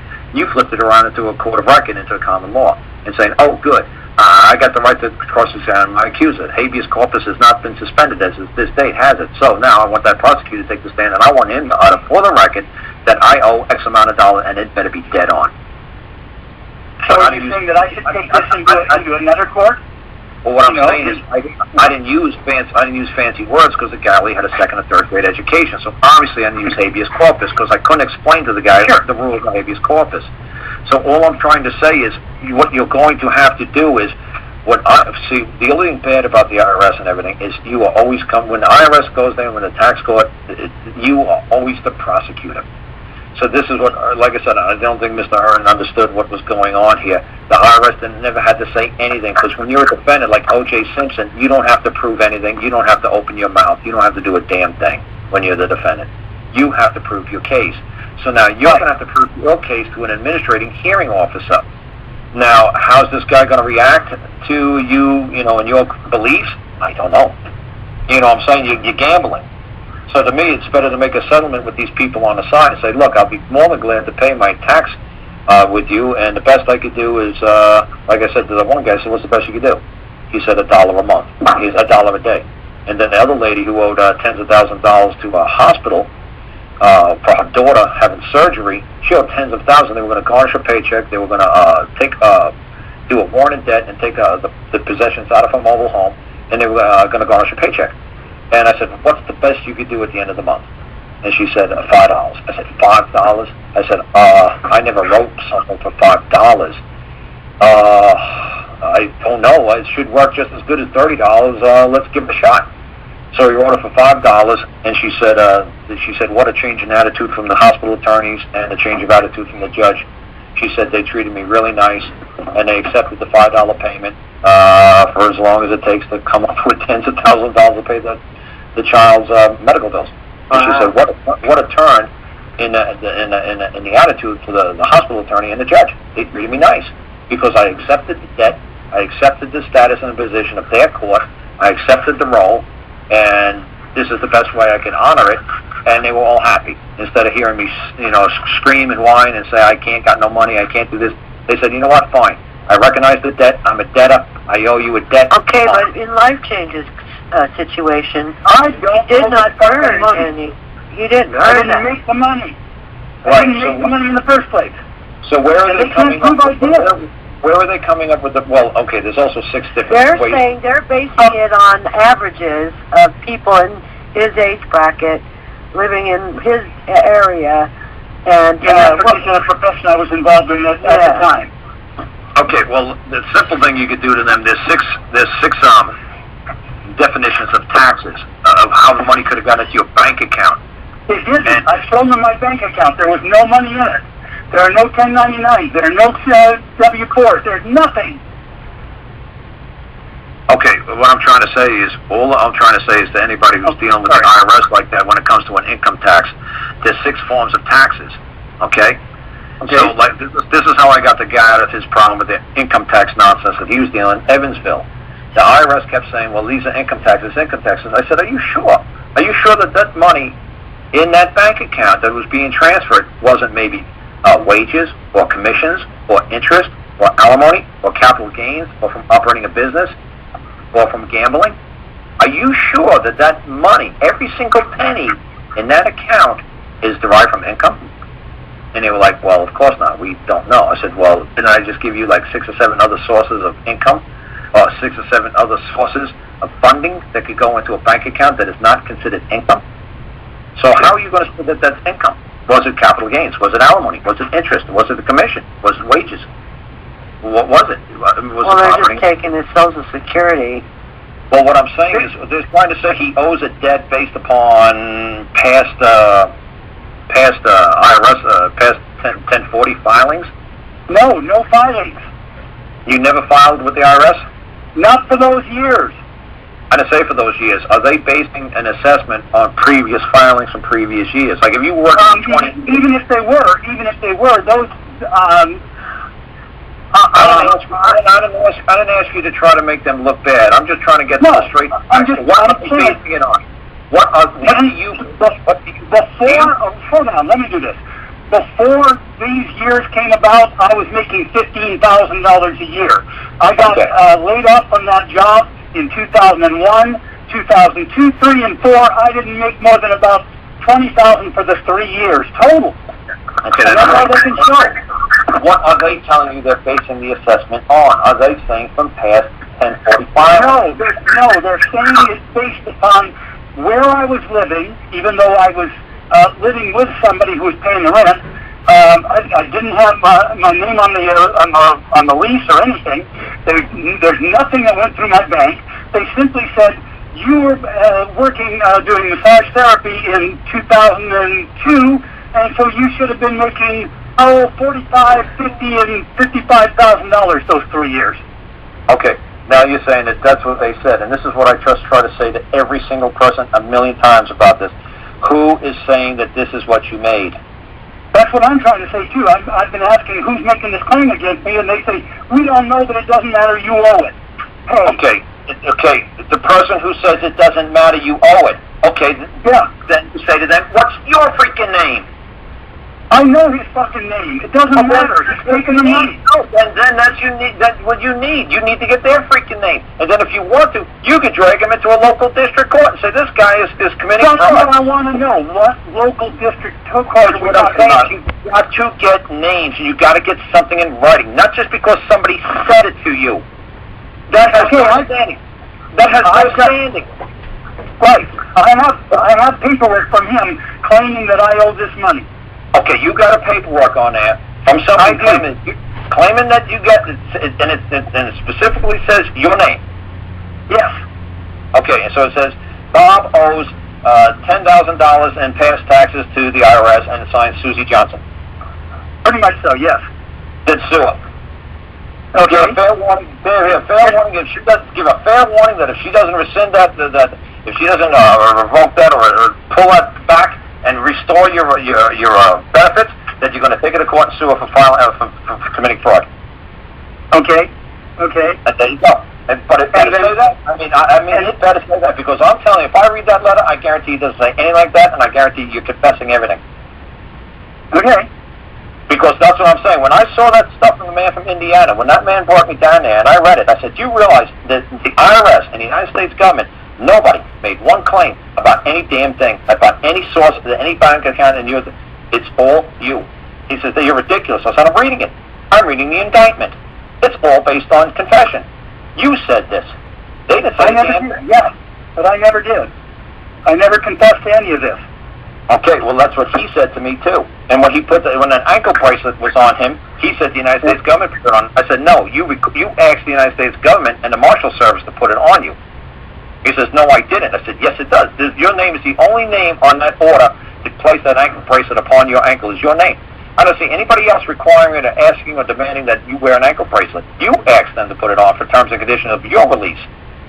Like I said, I don't know what you've got going with the IRS. I don't know what paperwork you're passing back and forth. Because I'm telling you, man, the IRS is their dynamite, man. They know their job. They know what they're doing. Look what happened, like I said, with Aaron Schiff. He's a master. I couldn't even hold his job. Man, this guy's so fucking good with this shit. I wouldn't even try.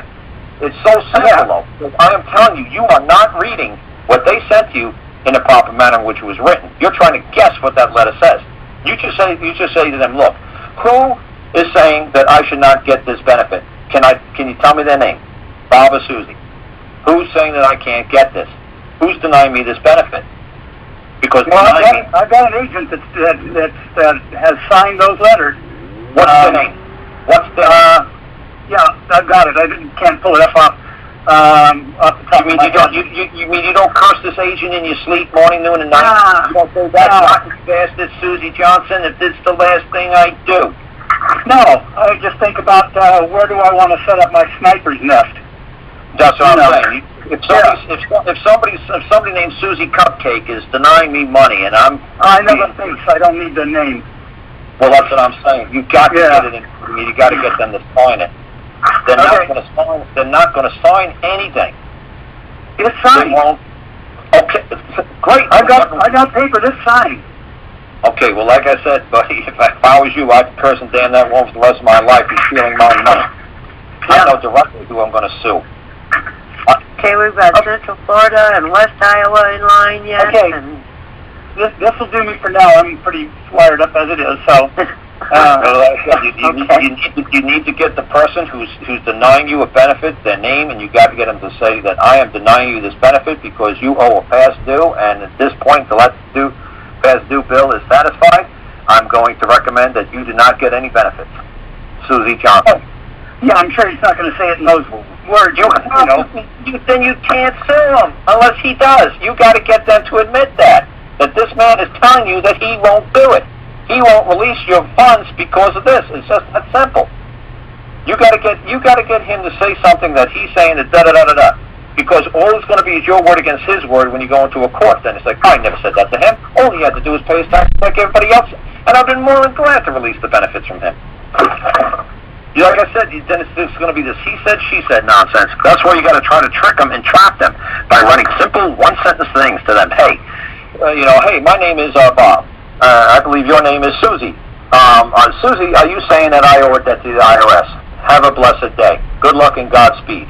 And wait for her to respond to you. You don't write this manifest destiny nonsense to her. No, of course not. You trap her. You kill her with kindness. You write beautiful, lovely letters to her. okay, so there's no response for 30 days. Now what? You send it to her. You say that you CC'd it to a supervisor, the Department of Treasury. You CC'd it to everybody. Say, hey, maybe Susie got ran over by a train. Maybe Susie's in a coma. There's somebody else in charge of my case because I'm waiting for a response from Susie. And you just make it nice and simple and sweet like that. One sentence at a time, one letter at a time, one sentence at a time. Boom, boom, boom. If you don't respond by such and such a date, then what? Nothing. You just say to their supervisor, maybe Susie is in a coma. Is somebody else in charge of this case? I have this pressing issue and I need this resolved as soon as possible. Thank you. Kind regards, Bob. He told the people that I've hired to deal, in between this, the Tax Defense Network, that he would respond by levying my other account, my veterans benefits. If I didn't agree. If I didn't agree to $1,000 a month, what I guarantee you didn't do is ever send one letter, one sentence at a time. No. I guarantee you got into verbal slugfest with these people. I guarantee you weren't. I've never talked to him. That's right. I've never talked to him. I'm sure you just didn't write a letter and said, hey, you know what? I think you're absolutely right. I think I owe a debt. Can you please sign it and tell me how much I owe? Mm-hmm. Then you just say, well, you know what? I think you're right. Please sign it and let me know what I owe. No, you're going to always keep saying that wrong. Just say, hey, you know what, buddy? I think you're absolutely right. Can you please sign it, the debt and what I owe? Thank you. You could say reverse psychology. You're tricking them with kindness. You're killing with kindness. You're doing it completely backwards. They're ready for a confrontation. How about you saying, hey, buddy, you know what? I think you're absolutely right. I think you're dead on. You know what? I don't think I deserve a freaking dime. Can you tell me why I don't? Thank you, and sign it. There you go. Okay. Flip it on them. Okay. They're not used to that shit, and it knocks the crap out of them. They're like, what the hell? What the hell is this? This guy's what? Good. I've changed you on that for a while. His calls are on Saturdays. You can I make calls on Saturday. Somebody else. If he writes that letter, that'll be a life change. There you go. All right, honey. Okay, thanks so much. Thank you. Okay, dokie. Alright, now we've got a couple more people here. West Iowa. You've been waiting a long time, and then Central Florida. Go ahead. Yeah, I've been Hold on a listening second. for There a you while, and what a lot of these guys have been going on, there's a really simple solution for everything they got. It has worked for me.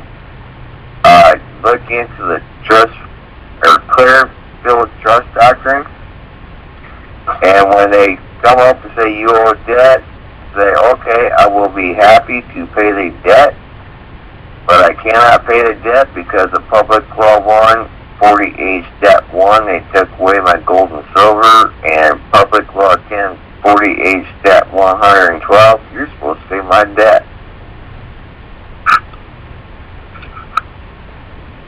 And when did that... Did that work for you? Yeah, there you go. Yes, When did it it work? did. And you got any proof of it? Yeah. Okay, can you put it on Angela's website so you can tell the whole world so nobody has to deal with these criminals anymore? You can save the world.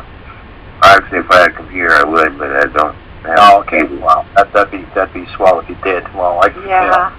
I figured with saving the world, it'd be worth going down to the local library and scanning it for $5 and letting the world see how We this works. could all look up what he said. But say it again. What did you...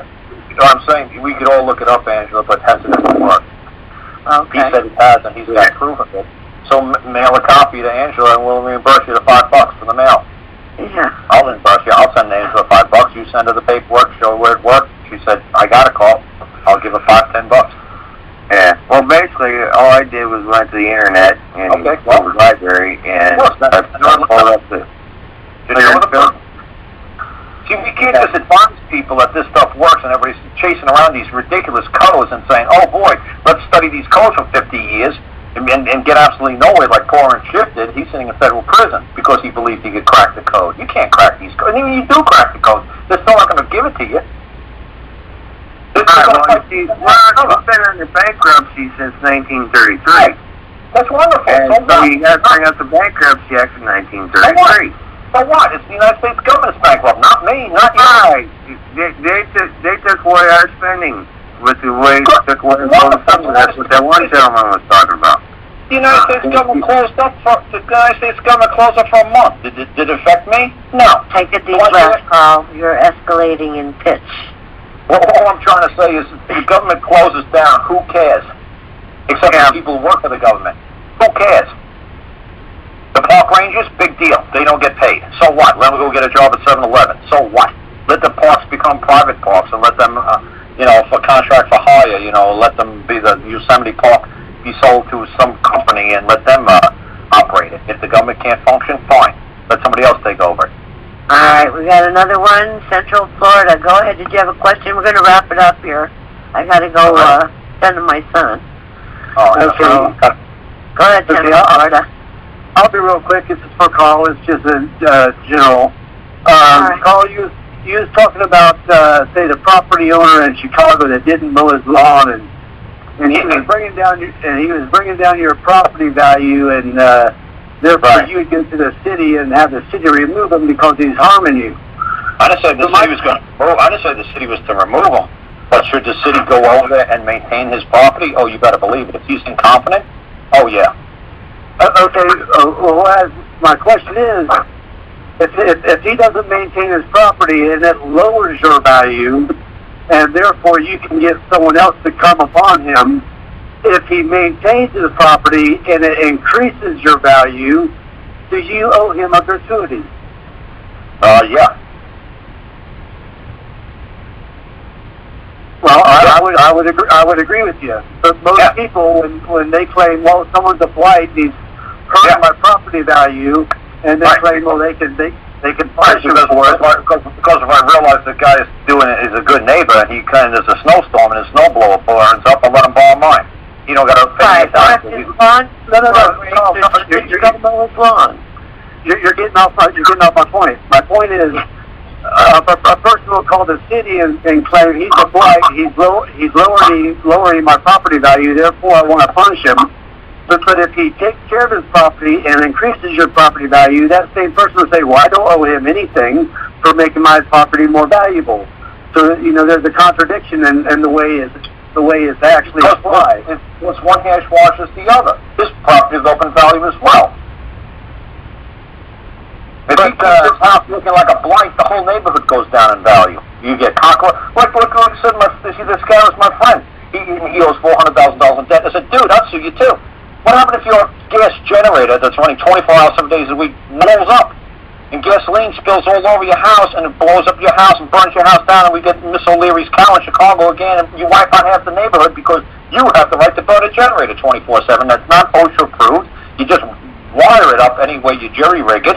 You run up 10,000 feet of extension cords that's not OSHA approved. You burn down a freaking neighborhood, and we're just supposed to say, oh, it's kumbaya, we're all man and mankind of planet Earth, and we don't own anything? I said, no, dude. Well, you're getting off my point. You're dragging me off my point. My point is, or my question, I suppose, would be, your neighbor doesn't have any obligation to perform to your satisfaction. Whether not to my satisfaction, but the community standards, yes. If you want to be part of the community, yes. If you look, you asked me my opinion. You asked me my opinion, right? No. Is it wrong? No. You asked me my opinion. I'm giving you my opinion. I didn't say I was right. I didn't say I was wrong. Do I want to live next to a neighbor that's a pig? No. Do you want to live next to a neighbor who's a pig? Well, if you do, God bless you. I didn't say I was right. I didn't say I was wrong. Well, you gave me my opinion. I gave you my opinion. Okay, but you say, well, he doesn't owe you, but he owes the community. Can you give the community, whatever that is, any authority that you don't possess yourself? If he doesn't owe you, how can he owe a community anything? If you are the community and he doesn't owe you. Dude, like I said, this is just an opinion. If you're my neighbor, and I see that you're taking care of your property, and you're trying to take care, then I realize you're taking care of your property, you're helping take care of me. Are you taking care of yourself? If you can't take care of yourself, then obviously I got to pick up your slack. And why should I pick up my slack just because you don't want to do what everybody else is doing? You know what? It's time for you to leave that neighborhood. You know, why are you being a burden on everybody in your family and your neighbor? If you want to be a moron, if you want to be, go someplace else. Well, now, you got the right. I agree it's inconsiderate, but I'm not asking you if it's inconsiderate. I'm asking you, does he owe a duty to anybody to maintain his property? As long as he keeps his sink on his property and his whatever on his property, yes, and he doesn't trespass on anyone else, he owes nobody anything. Yes, it's a duty. It's not a right. But you have a duty, privilege, and an obligation. That's not the same thing as a right. Does anybody have the right to demand it of him? No. But do you have a duty and obligation to be a member of society and be treated equal within the society? Well, then you better act accordingly. If you don't want to be a part of this community, then go someplace else. Or, we're going to shun you. And guess what? When you get a 911 phone call and you need police, you need fire service, and nobody comes and helps you, what are you going to do? You're going to say, good. It comes around and goes around.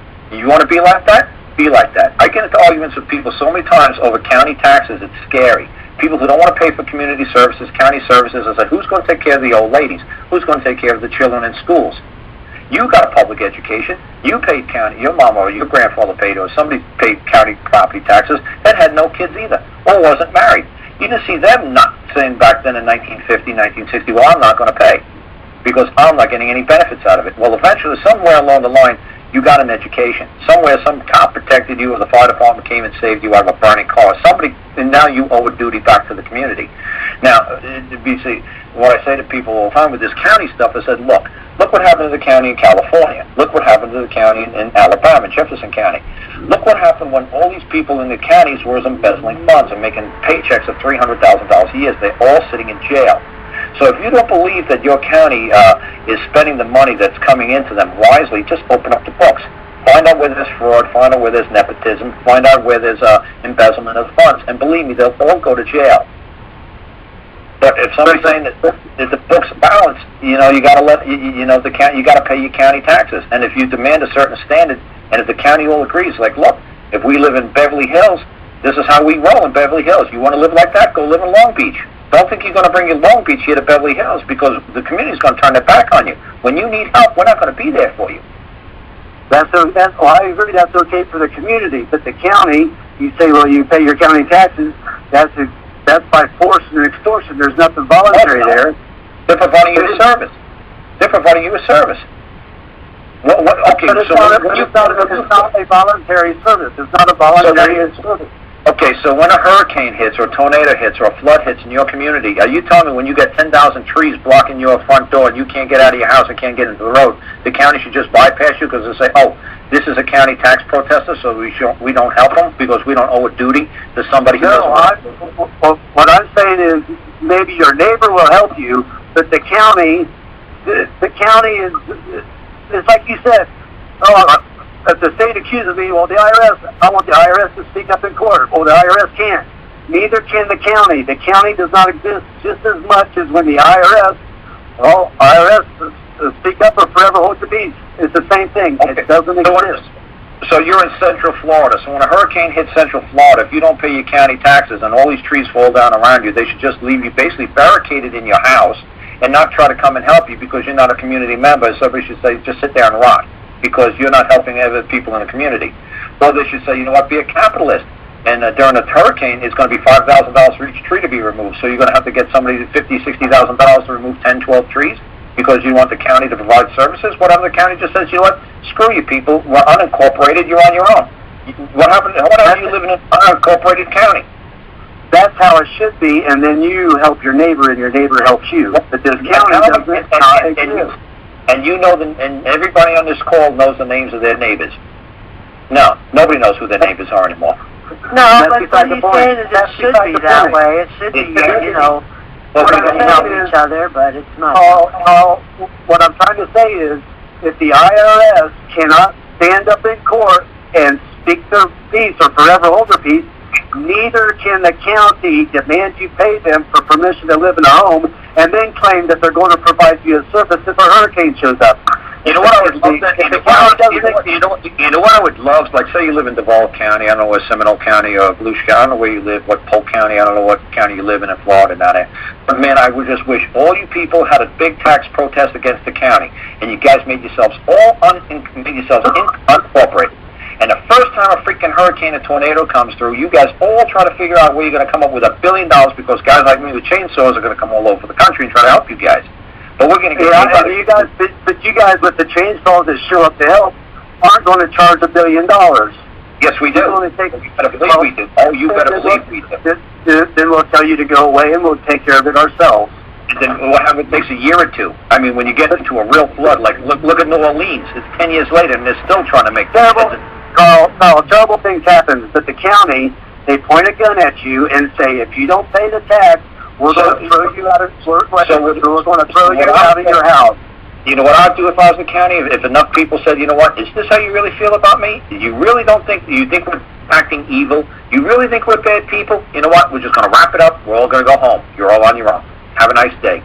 What I'm saying, Karl, the logistics. No, because I get a lot of these crazy people, Freeman and Montana people saying, oh, we need to make our own prisons and we need to put these people in prison. I said, do you know the logistics to just try to house one prisoner? Do you realize you have to have a round-the-clock shift, 24 hours a day, 7 days a week? Do you realize you have to provide food, house, and cleaning, and provide sanitation for this one inmate? And so you want to take this one judge into custody. Do you realize what it's going to take to provide? You know how many millions of dollars it's going to take to house this clown for 1 year? You have no idea the logistics of what it takes to keep a county operating or a city. I mean, I got these people like Rock Glass saying that, well, we got 13 delegates and 13 original colonies, and when the United States government collapses, we already made a deal with the Pentagon that we're going to take over the states. Dude, I'd like to see you take over your mobile home park. Why don't you take over a mobile home park and make sure you get the sanitation, you provide all electrical services, you got the water, and you got the trash collection pickup, and the place actually looks decent. When you can maintain a mobile home campgrounds, then talk about taking over a city or taking over a county. The logistics is staggering. So God bless these people that are doing what they're doing. And believe me, when they get caught embezzling, they go to jail. But Karl, if it's not provided on a voluntary basis, and the county does not exist on a voluntary basis, it's either slavery or it's freedom. Really? You can't. So you don't owe a duty to your community. You don't believe that you. I owe nobody anything, and nobody owes me. I'm a free man.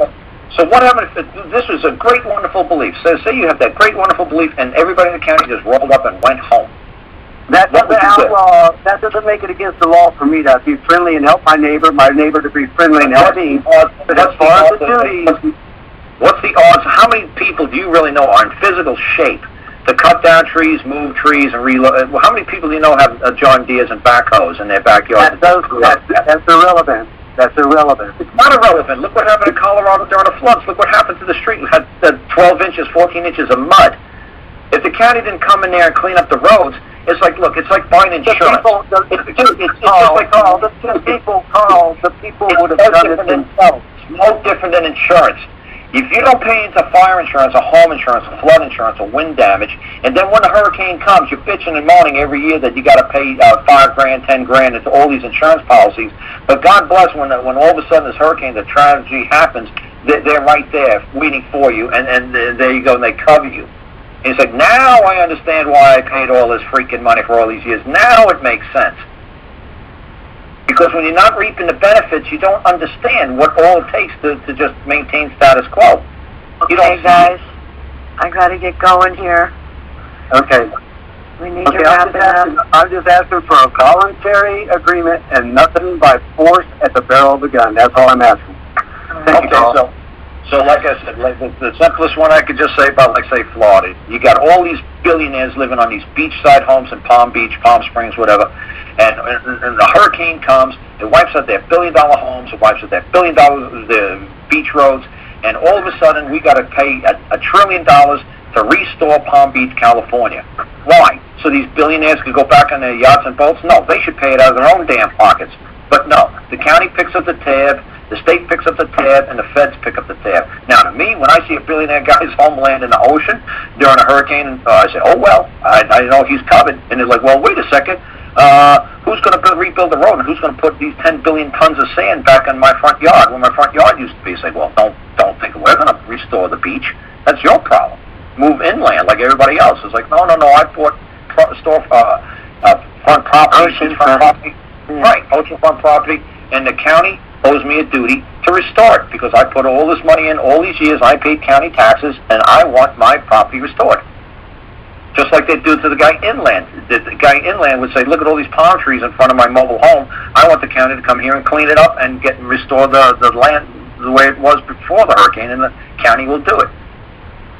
So see, that's what I'm saying. It's just basically an insurance policy. But like I said, a lot of counties were embezzling funds, but those people, I don't remember that huge county out there in L.A. They all went to jail. Somebody said, hey, can we just look at the books? Can we see if anybody in the county is embezzling any funds? Where did all this money go? I thought we had like a honeypot waiting for a rainy day. Now it's a rainy day. Where's the honeypot? And it's like, we tapped into it. Well, now they're all in jail. So believe me, when they do wrong, they go to jail.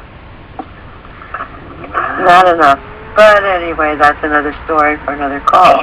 Yeah. It's funny, I'm defending the bad guys all the time. I'm so far away from counties and cities and everything. I'm defending these people. You see what I'm saying? Yeah, well. It's funny. For you. Yeah, I'm defending the IRS. I'm defending everybody. It's ridiculous. Really? All right, so you going to have your call this Saturday? Oh, yeah, because I kind of figured if I didn't defend the bad guys, this would just be one big slugfest. Let's dump and beat on the government and beat on everybody. So I figured it would be controversy. Your call ID is 127469, is it? Oh, yeah, that's what it is. 127469, and you start anywhere from 3 o'clock to 6 o'clock Pacific, right?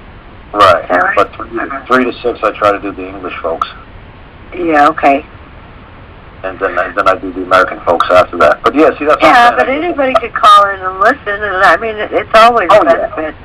Oh yeah, but you gotta be nice to the English folks, and you gotta because I don't screen the calls, and I just let everybody talk whenever they want. I'm usually walking around outside. I don't know how you would screen the calls anyway. I mean, you block them like you do. Like you tell everybody it's *8. There is no *8 on my thing. Everybody has an open mic all the time. Oh, well, that's your problem. You change that. That's right. That's crazy, but that's what I do. I like it that way. It makes the, okay. it makes the conversation like more like Jack had it, more like Mike had it. Just crazy. Anybody could come with the craziest nonsense and just say whatever they want. Jack had everybody muted until he let them talk. Oh, he let me run wild. He was good. He let me because he knew I'd start controversy. He loved when I mixed it up. He's like, oh, Karl, no matter, even if I totally believed in every single thing, like this guy said, volunteer, yes, of course, I could agree with this guy. Yes, I could show where he's got a wonderful case, but it would be a boring show if all we kept doing was agreeing with everybody. So that's why Mike loved me, because Mike's like, Karl, you could be for the IRS or against the IRS next week. I said, that's right. Where do you want me to go with this, Mike? Do you like the guest that's on your show? Yes, I like the guest. Go easy on him, Karl. Okay. Well, he didn't like the guest. He's like, oh, I hate this clown. Nail this guy, Karl. It's like, okay. I like hearing winning strategies. Oh yeah, it's just fun to bring. It's just good to be pro and con sometimes. No matter what anybody says, I'm going to try to spin it. If it just like you want to be the devil's advocate, show both sides, and look how it could go, so on and so forth. It's county taxes and shouldn't we pay? I'll play both devil's advocates, right? But if you want to know how to tender when they tender you a bill, I'm going to play it straight up and say this is how you handle a bill. Now, if you want to say should we pay county taxes, right? Should we pay county taxes? I could either take the yes or the no. But once you get the bill, I'll be straight up and just say this is how you handle the settlement or the tender or the payment of the bill. That's simple. I cut right to this is how you do it legally and lawfully. Everybody's going to love you. There's no opinion here, and this is all they want to see. And I get away from opinion, and I say, no, this is the straight deal. This is how you tender a bill. Should the county be able to bill you? That's not a there. You got the bill? Yeah. You want to deal with them, make them go away? This is what you do. Got to find the person that makes the claim, right? And then pay him $1 a month for the next 10,000 months. And you know what? They'll be happy. The books will balance, and everybody's happy, and everybody sings Kumbaya, and the judge loves you. Okay, honey. We got to wrap it up. I got to go. So we'll see you on Saturday. And good night, everybody. Oh, I wanted to mention next Thursday I'm hoping we're going to have Karen Udis on. She's the whistleblower from the IMF World Bank. So that should make an interesting call. I just got off the... she wanted me to go up to the world meeting with her on Saturday. Oh, yeah, she called me up, and she said, I need somebody to bring me into the building, because last time I got up there, I had a pass from the Polish embassy. She said, but the second day I came up, I was arrested. So they know who I am, and she says, I wanted to lean the judge, because he won't remove the arrest from my record. And I said, no. I said, you can't lean the judge. What you have to first do is you have to first prove that the claim that was brought before the judge was brought in error, and it should be discharged.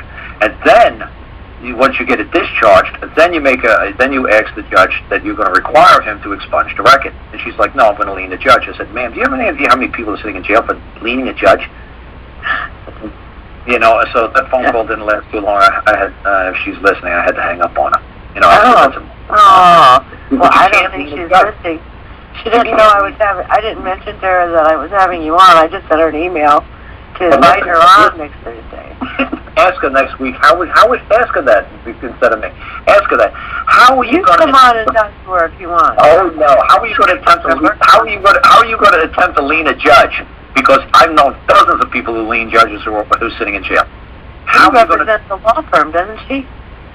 She did, but like I said, it's like a doctor or a lawyer graduating law school. Somebody had to finish at the bottom of the class. Just here on their website, Law Offices of Karen Udis.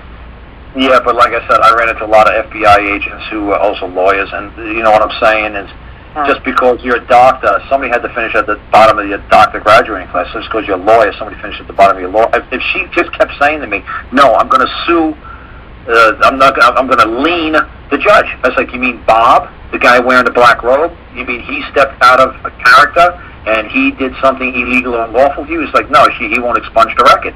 I said, because you haven't gone through the process the way you're supposed to go. First, to expunge the record, you have to prove that the original claim, the original charges brought before him were brought in error.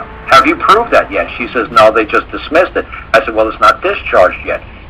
Dismissed means they can keep bringing it up. you're going to have to make a claim against the person who made the charge against you that he brought a frivolous claim or he brought false charges, and win that case. And when you win that case, then you can come back to the judge who won't, with the dismissal, and say, not only should the case be dismissed, it should be discharged, and my record should be expunged. And she had no idea what I was talking about. She's like, no, I'm going for the lien. You're not going to convince me not to lien the judge. I said, you're going to go to jail, lady. You can't lien the judge.